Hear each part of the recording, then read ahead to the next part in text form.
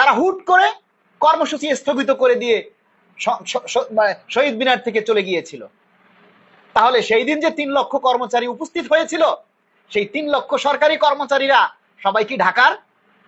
তারা সবাই বিভিন্ন জায়গা থেকে, ঢাকার বাহির থেকে হাজার হাজার টাকা গাড়ি ভাড়া দিয়ে ঢাকায় এসেছিল। কিন্তু আমরা, আপনারা যারা শীর্ষস্থানীয় নেতারা ছিলেন, তারা সেদিন কি করছে? সেদিন শীর্ষস্থানীয় নেতারা লেজ গুটিয়ে সে দাবির সম্মুখ থেকে পালিয়ে গেছে। আর যে সমস্ত ভাইরা আহত হয়েছিলেন তাদের খোঁজ খবর কে নিয়েছে? ইসহাক ভাই, আপনি নিজেও আহত হয়েছেন, আপনার নিজের পায়েও যে রাবার বুলেটের আঘাত লেগেছিল, বলেন কয়জন আপনার খোঁজ নিয়েছিল? আর 6 তারিখে আমরা কর্মসূচি দিয়েছিলাম, তারপরে 2-3 দিন, 3-4 দিনই ছিল অফিস বন্ধ, শুক্র শনিবার সহ কয়দিন ছিল অফিস বন্ধ। এর মধ্যে সরকার যে একটা সিদ্ধান্ত নিবে, সেই সিদ্ধান্তটা নেওয়ার সময় কি তখন ছিল? আমরা 6 তারিখের সেই প্রোগ্রামটা কেন আরো 1 সপ্তাহ আগে নিতে পারিনি?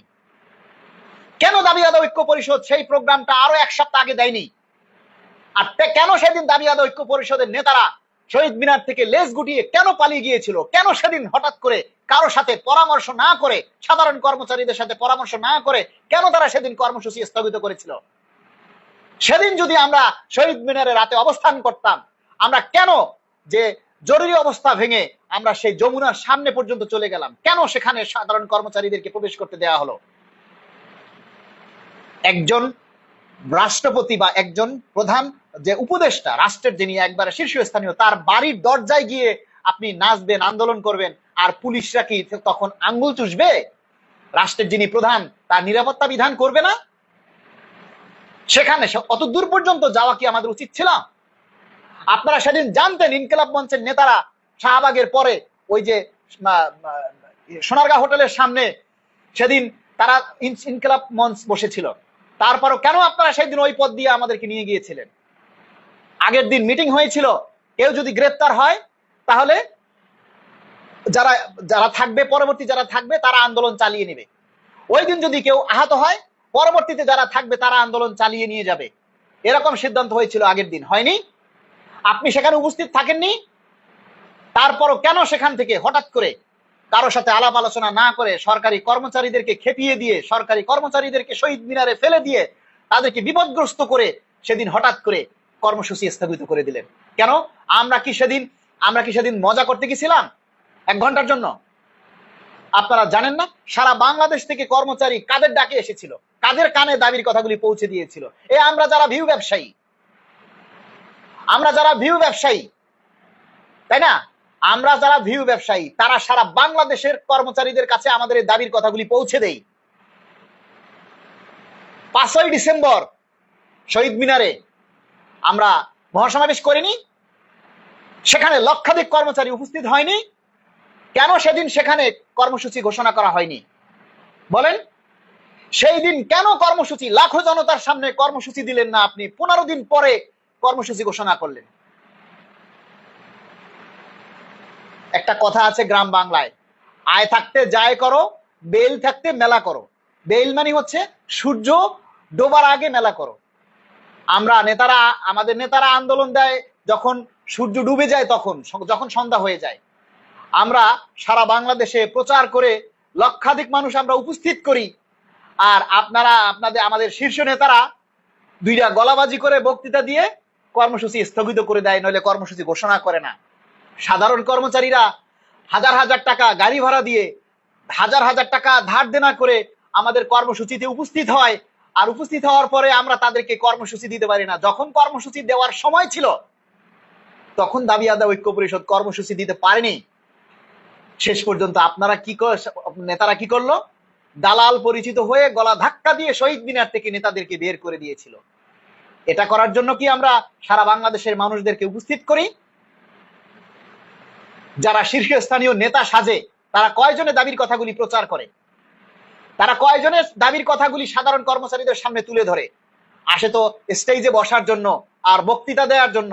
আর আমরা যারা খেটে খামারে কাজ করি, আপনাদের দাবির কথাগুলি প্রচার করি, মঞ্চে আমাদের জায়গা হয় না, আমাদের বক্তৃতা দেওয়ার তখন সময় হয় না। তখন কথা বলতে গেলে, বক্তৃতা দিতে গেলে তখন নেতারা বলে, তোমাদের কথা আর কি বলবা, তোমরা তো সারা বছরই বলো।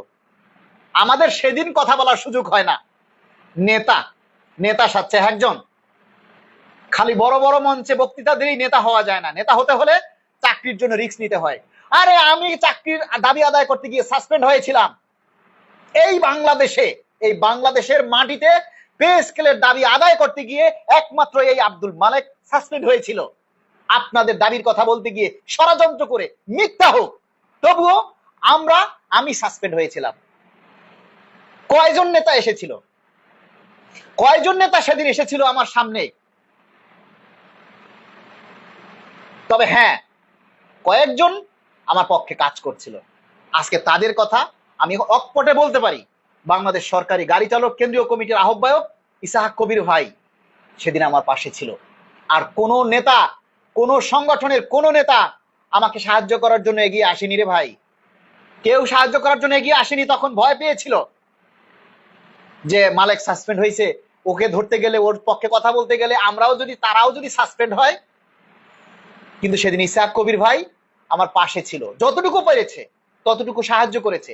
আরেকজন মানুষের কথা না বললেই নয়, তিনি হচ্ছেন আমাদের জাতীয় বেতন কমিশনের যিনি চেয়ারম্যান ছিলেন জাকির আহমেদ খান স্যার। সেই জাকির আহমেদ স্যার যদি আমাকে দয়া না করতো, আমাদের কথাগুলি যদি আমার এই দাবিটা, আমাকে যে সাসপেন্ড করেছে সেই দাবিটা, সেই কথাগুলি যদি উনি গুরুত্ব সহকারে অনুধাবন করে যাচাই বাছাই করে উনি রিটার্ন চিঠি না দিতেন, যে এই ষড়যন্ত্র করা এই মিথ্যা চিঠি জাতীয় পে কমিশন থেকে ইস্যু করে নাই, সেই দিন সেই চিঠি এই পে কমিশনের চেয়ারম্যান মহোদয় যদি না দিতেন, তাহলে আজও আমি সাসপেন্ড থাকতাম, আজও আমি সাসপেন্ড থাকতাম। তবে আপনারা অনেকেই আমার সেই দিন আমার এই সাসপেন্ডের বিরুদ্ধে প্রতিবাদ করেছেন। আপনাদের সকলের কাছে আমি কৃতজ্ঞ। যারা আমার পক্ষ হয়ে প্রতিবাদ করেছেন তাদের সকলের কাছে আমি চিরজীবন কৃতজ্ঞ থাকব এবং তাদের জন্য মন থেকে দোয়া করব, যারা আমার বিপদের সময় আমার পাশে ছিলেন। কিন্তু আমার যে সংগঠন বাংলাদেশ সরকারি কর্মচারী কল্যাণ ফেডারেশন, সেই ফেডারেশনের সভাপতি সেক্রেটারি, দাবি আদায় ঐক্য পরিষদের কোন নেতা সেদিন আমাকে সাহায্য করেনি, কোন সংগঠনে গিয়ে আসেনি। গাড়ি চালক কেন্দ্রীয় কমিটির সভাপতি ইসাহাক কবির ছাড়া কোন নেতা আমার পাশে থাকেনি। আমি ধন্যবাদ জানাই এবং কৃতজ্ঞ থাকি আমাদের ইসাহাক কবির ভাইয়ের প্রতি। তিনি আমাকে যতটুকু পেরেছেন সহযোগিতা করেছেন। আমি আল্লাহর কাছে দোয়া করি ইসাহাক ভাই যেন সুস্থ থাকেন, আল্লাহ যেন তাকে নেক হায়াত দান করেন। তো আমরা আপনাদেরকে এতটুকুই বলতে চাই যে বর্তমানে তারেক রহমানের নেতৃত্বে গণতান্ত্রিক সরকার গঠিত হয়েছে। জনাব তারেক রহমান মাননীয় প্রধানমন্ত্রীর উপরে আপনার একটু আস্থা রাখুন। সবাই একটু সোশ্যাল মিডিয়াতে অ্যাক্টিভ হন, দাবির কথাগুলি তুলে ধরুন। আপনারা সেদিন দেখেছেন ইসাহাক ভাইয়ের নেতৃত্বে আমরা 8জন মন্ত্রীর সাথে দেখা করেছি।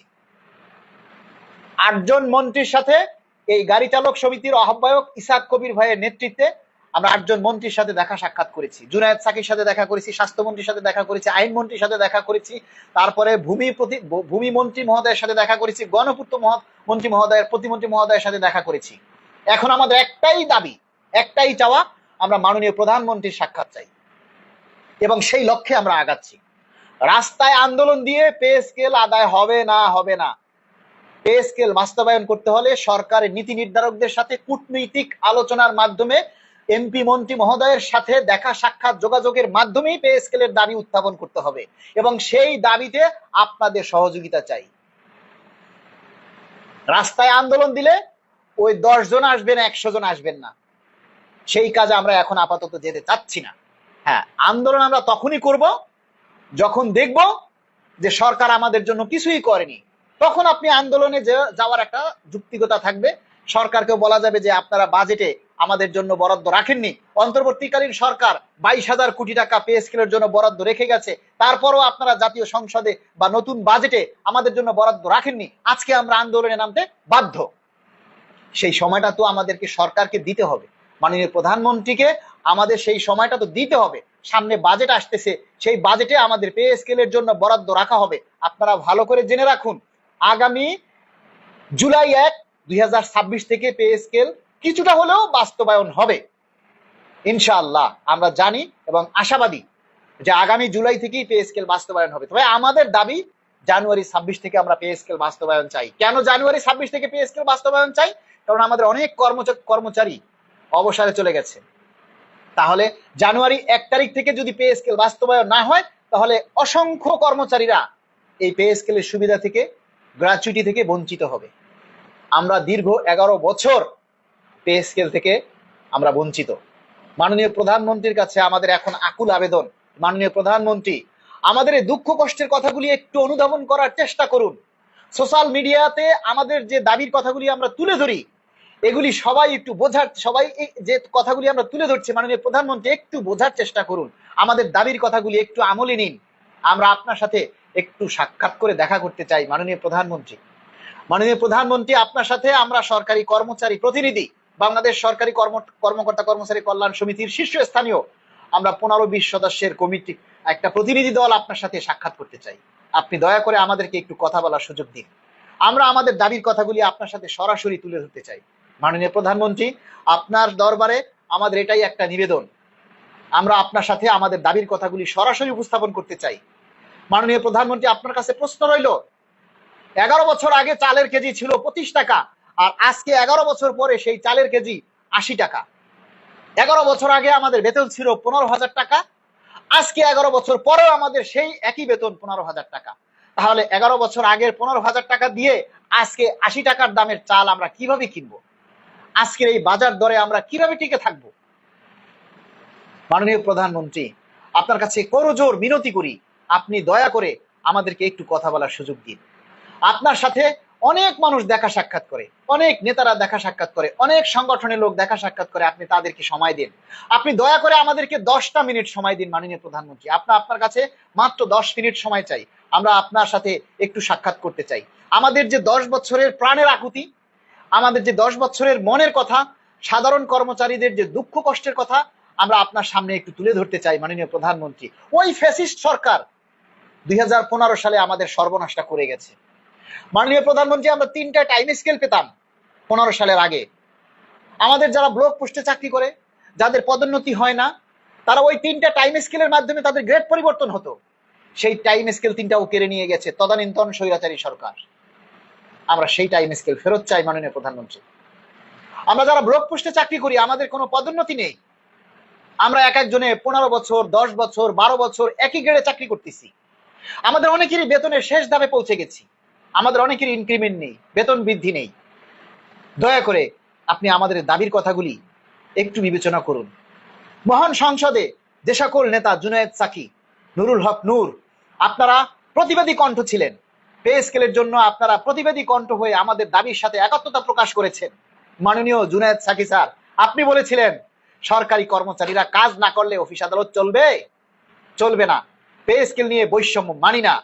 আপনি বলেছিলেন মাননীয় প্রতিমন্ত্রী, প্রবাসী কল্যাণ, মাননীয় পরিকল্পনা প্রতিমন্ত্রী জুনায়েদ সাকি, আপনি বলেছিলেন 8,000 টাকায় একজন সুইপারও ঢাকা শহরে বসবাস করতে পারে না, সর্বনিম্ন স্কেল হওয়া উচিত 20,000 টাকা। আপনি বলেছিলেন ভিপি নুরুল হক নূর, আপনি বলেছিলেন। আপনাদের সেই প্রতিবাদী কণ্ঠস্বর আমরা সংসদে শুনতে চাই, আমরা প্রতিবাদী কণ্ঠ আমরা সংসদে শুনতে চাই। আপনাদেরকে আমরা ভোট দিয়ে আমরা সংসদে বসিয়েছি, আমরা সেই আগের কণ্ঠ আপনাদের কাছ থেকে শুনতে চাই। আমাদের পে স্কেলের দাবির কথা সংসদে আপনারা উত্থাপন করুন। আপনারা সবাই সেই সংসদে আমাদের দাবির কথাগুলি তুলে ধরুন। আমাদের পে স্কেল বাস্তবায়নের জন্য দয়া করে আপনারা কথা বলুন। একটা রাষ্ট্র তখনই স্বয়ংসম্পূর্ণ হবে, একটা রাষ্ট্র তখনই প্রশাসনিকভাবে শক্তিশালী হবে, একটা রাষ্ট্র তখনই উন্নয়নের দিকে এগিয়ে যাবে যখন সেই রাষ্ট্রের সরকারি কর্মচারীদের জীবন মান উন্নয়ন হবে।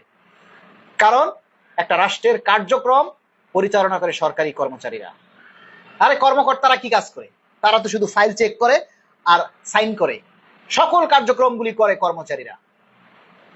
দেখুন, সকল কাজ করে কর্মচারীরা। কর্মচারীরা কাজ না করলে সরকার অচল হয়ে যাবে, কর্মচারীরা কাজ না করলে সরকার অচল হয়ে যাবে। কিন্তু সেই কর্মচারী যারা অভাবের তাড়নায় আজকে বিভিন্ন পথে পা বাড়ায়, ভুল পথে পা বাড়ায়, তারা কেউ আর ভুল পথে পা বাড়াবে না যদি তাদের অভাব দূর হয়ে যায়। মাননীয় প্রধানমন্ত্রী, আমাদের অসংখ্য কর্মচারী চাকরির ফাঁকে তারা